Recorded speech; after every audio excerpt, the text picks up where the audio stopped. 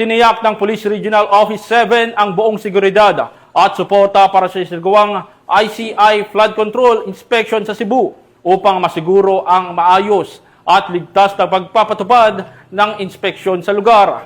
Ito ang balitang tinutukan ni Patrolwoman Flora May Asares. Matagumpay na naibigay ng Police Regional Office 7 sa pangunguna ni Regional Director Police Brigadier General Edrico A. Maranan ang komprehensibong security coverage para sa mga miyembro ng Independent Commission for Infrastructure o ICI sa kanilang inspeksyon sa mga flood control projects sa Cebu City, Mandaue City, Talisay City, Compostela at Liloan noong Nobyembre 16 ng taong kasalukuyan. Ang ICI Inspection Team ay pinangunahan ng Chair Justice Andres B. Reyes Jr.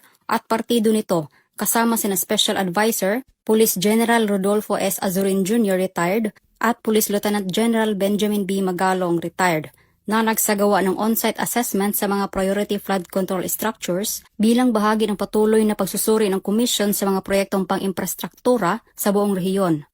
Upang matayak ang kaligtasan at tuloy-tuloy na paggalaw ng mga miyembro ng ICI, ang Pro7 ay nagtalaga ng mga pangkat ng seguridad sa bawat ruta, mga mobile patrol unit at mga tagong tauhan sa lahat ng natukoy na lugar ng inspeksyon.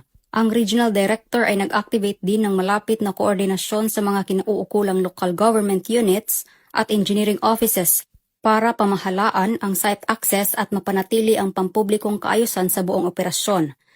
Binigyang diin ni Police Brigadier General Maranan ang responsibilidad ng Pro7 sa pagsuporta sa misyon ng ICI at ayon sa kanya, our mandate is not to interfere with their work but to provide an environment where the ICI can carry out its inspection without disruption.